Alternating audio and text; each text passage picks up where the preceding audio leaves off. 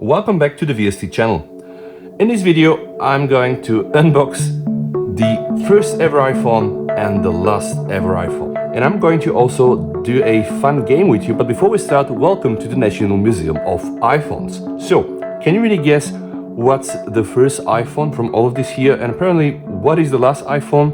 Well, I guess this is going to be a simple task because I just line up the phones like they were produced. But the ever first iPhone released 2007, the first ever iPhone, the original iPhone, it's here. Then we have the iPhone 4S, I really enjoyed that one, it's really a piece of art. Then we have the iPhone 11, and this is, I think, where it gets complicated, guys. Can you guess what's what?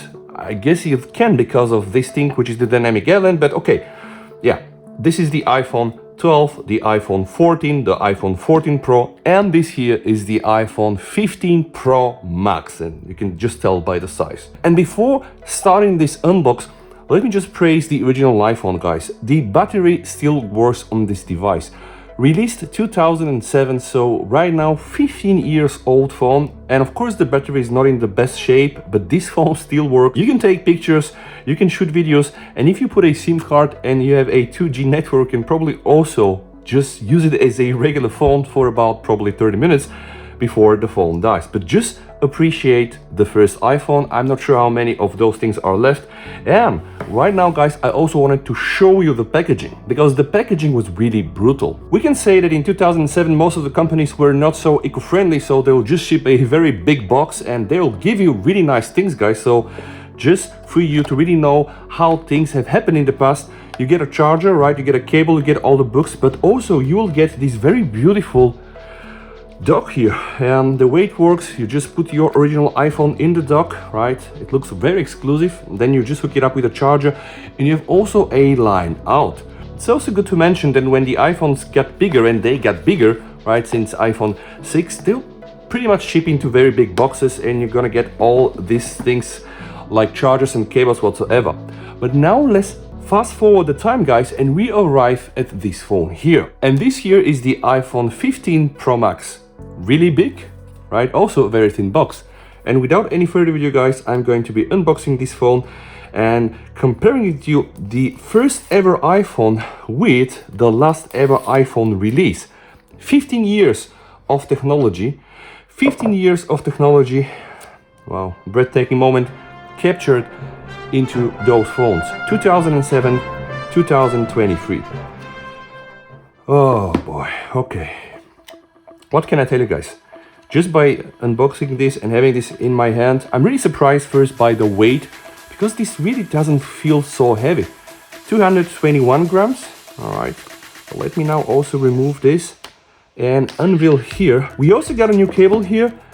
Looks really interesting. First time I see a cable like this on an Apple device, and I really hope that it will be more durable, because you know original iPhone cables weren't that great. So right now in my hands you can see the 15 years technology gem, guys. 2007, 2023, and this phone is still amazing. Again, I just want to praise the fact that the battery still works. It's also very small, you can tell by the size, and it's only 135 grams compared to this monster that is really 221 grams, and it's really almost like double. 6.7 inches, guys, compared to 3.5 inches on the little small phone. So you might think, why did I end up buying this phone? Well, I just want to see with my own eyes and hands which phone has the better camera system, right? And also which phones get us less dust.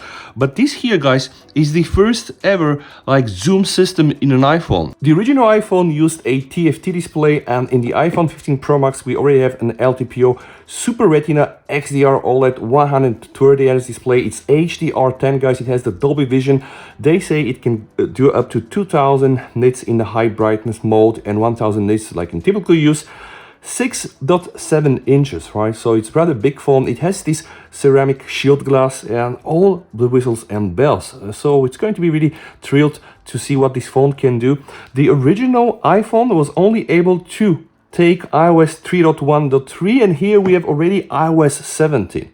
And what probably matters most, guys, this phone, the iPhone 15 Pro Max, is powered by the latest Apple chip, which is the Apple A17 Pro. It's the first ever 3nm, at least on an iPhone. And just for comparison, guys, this phone used an ARM 11 processor even not half a G, 412 megahertz, guys. This phone has a hexa-core setup. It has two big cores running at 3.78 gigahertz and another 4 cores running at 2.11 gigahertz, and also it uses the Apple GPU, like 6-core graphics. So the expectations for the iPhone 15 Pro Max really be a gaming device are very high. There are channels like the Dame Tech and other people that already were proven the iPhone 15 Pro Max can really show us some power. And of course there are all these other things like throttling when you have to do multitasking stuff, which I'm also gonna test. But the thing is, this is a very powerful phone. It has only 8 gigabytes of RAM. It's still crazy compared to the fact that most of the modern flagships right now, they just have 12. So how the hell is Apple still able to do this with 8 gigabytes? I guess really very nice work in the optimization domain. My version has 256 gigs, but you can get this with half a terabyte and 1 terabyte, and all is NVMe, which is really fine. But again, guys, one of the main upgrades besides the chip and probably also the fact that we have now an action button, right? Because remember, the original iPhones, they only had this alert slider, and this was a cool feature also copied on some other phones. I think in the OnePlus 7, OnePlus 8, I remember having also alert sliders, but now there is a big change because apparently the iPhone 15 Pro Max has now a Bixby button, which is actually an action button. There we go. This is here the action button. So press and hold to turn silent mode on and off. Okay, like this. Okay, yeah, it works. Hold for, I have to hold it for silent. Okay, and maybe hold it again. And I can then also customize it. So it's really like a very nice Bixby button. Like Bixby really gets so much hate. A lot of people were saying, hey, this animation, they look not really like coming from Apple. Why not? I kind of dig it. See, I mean, that's still Apple, right? They're one of the best in those things. So we can use this to access the camera, to turn on your flashlight, voice memo, and whatever you want to do. And as I'm setting up now my brand new iPhone 15 Pro Max, I'm also very eager to start the testing, because this model was accompanied with a lot of controversy. First, there was some people reporting heating and issues performance, maybe due to iOS 17, maybe due to the fact that it was not well optimized. Then, of course, there were some other things, like people reported strange things happening on the screen, like burn-ins. And besides the camera and the powerful chip, one of the other best spurs for using an Apple device was the battery. Usually it would really get you through the day, it would be just enough. But now with the iPhone 15 lineup, I see a lot of people complaining about heat. And of course, heat is a very big enemy of the battery. But the most exciting thing about this phone, guys, is on the back. Take a look at this, guys. It's really beautiful. They changed the design that somehow now this is not so abrupt and it kind of merges with the back of the phone, so I like it. A front camera is also present together with a nice dynamic island, unlike the first iPhone, which, yeah, didn't really have a selfie camera. Maybe you were not aware, but yes, the first iPhone, guys, only had a 2 megapixel camera at the back. And now the fun starts with the camera, because the iPhone 15 Pro and the Max, they have a 48 megapixel sensor. And this also uses the latest stabilization from Apple. They're calling it like second generation sensor shift. The lens focal length has a 24 millimeters. The most interesting camera, and this is what really sets the iPhone 15 Pro Max apart from the others, is the fact that it has the first ever periscope camera on an iPhone. But guys, come on, we used to have periscope cameras in Android since years, right? Well, yeah, that's true, but forget about this. In the iPhone, this is the first time they ever put it. But there is an innovation too. Compared to the periscope cameras we have in Android phones, here Apple invented something they call the tetraprism. So the light gets reflected across 4 elements before it reaches the sensor. And you can do 3x, 5x optical or 120 millimeters, guys, in a 35 millimeter equivalent term. So that's a bit tricky, let me explain. Pure optical zoom on this phone is 5x, and Apple came up with something very clever, calling it optical zoom range. So they claim you can do 3x, 5x, and then 10x, and it's gonna be like almost optical-like. Well, 5x is the purely optical, but then the optical zoom range is up to 10x with this phone. So of course we still have to test this. The zoom camera has an f of 2.8, and there's optical stabilization too, that is great, will help you to really get your videos and shots steady. The ultra-wide camera is the same ultra-wide camera we've seen in the 13 Pro, but guys, at least it has 30mm and an f/2.2 lens, so you can do some macros, of course, with that camera. And if you want to see the macros I did on my Pixel 8 Pro, please make sure to watch this video. Apple put here something they call a new anti-reflective coating, and they say that with this, you know, we can do better night mode photos and also, right, improved HDR, and those are some serious claims we need to put to the test. And now some words for the front camera. It's 12 megapixel, guys, 23mm and an f/1.9. Supports autofocus, which is not bad, so you can just see, I can try to focus on myself. So, brand new cameras. Well, not all of them, of course, are brand new, but at least this tetraprism system is a brand new Apple invention, right, to kind of like step up the game and enter the periscope zoom business. But this here is an unboxing video, so let's just spend a bit more time on the design. Now, as you can see, it looks pretty familiar, right? Well, yes and no.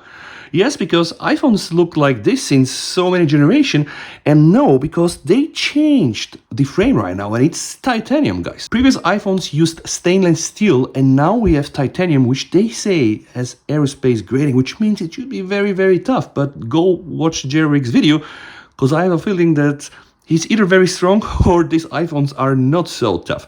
But these new frames now allow to have a matte finish, which is actually very nice because you can just see, guys, no fingerprints more. 4S. Really, like, I mean, yeah, now you can probably even read my finger and open my phone with this. It really captures everything. Now, this here at least will stay free of your fingerprints. And you may wonder, why the hell did they do this? Like, is titanium not more expensive? Well, probably it is, but this phone is 20 grams lighter than the iPhone 14 Pro Max last year. And if I have to compare this with my S23 Ultra, I can already feel the Ultra is heavier, but it's only like 10-11 grams, so yeah. And if you have big hands like me, that's probably not a form factor for you, but this one really feels light. One of the other improvements in the design is the fact that the edges are a bit more rounded, and this should feel a bit more natural. Honestly, I'm not a very heavy iPhone user, so I cannot tell, but I can really tell that this really feels nice in the hand. Why? Because that's a big phone, 6.7 inches, and most of the time, guys, you hold it like this. The moment you do like this, like, it will not really hurt here. Contrary to the S23 Ultra, which without a case feels like somebody really stabbing me in the hand. And Apple also rounded the camera plate here, which I think also looks nice. On the right side, we have a big power button. It's nice that it feels so big. We have here on the top a speaker, and off the left-hand side we have the volume rocker, and now this very famous new action button. On the top we have the speaker grills, and surprise, surprise, the first ever USB-C in an iPhone since 2007. Well, but because that's Apple, if you buy one of them cheaper iPhones, you're not getting the USB 3, which is really a bummer, right, Apple? Like, why, Apple? Why do you do so? Not good. On the back of the phone you have the famous LiDAR scanner, which is responsible for one of probably the best cutouts in portraits on a mobile phone. Also, it has an ambient light sensor, guys, and this thing here is a microphone. Yeah, it's a rear-facing microphone. So all of this really incorporated beautifully in this camera housing. So at the end, this is what 15 years of technology advancements looks like. And by the time I'm shooting this video, probably a bit more than 50 minutes, my iPhone battery on the original iPhone died, so I will have to stick with the iPhone 15 Pro Max, guys, to be able to test it and give you my honest opinion on everything here: performance, camera, battery life. So yeah, it's gonna stay for a while on the channel, so ask me if you want to see something. And thank you so much for watching from the VST National Museum of iPhones. Stay safe and goodbye.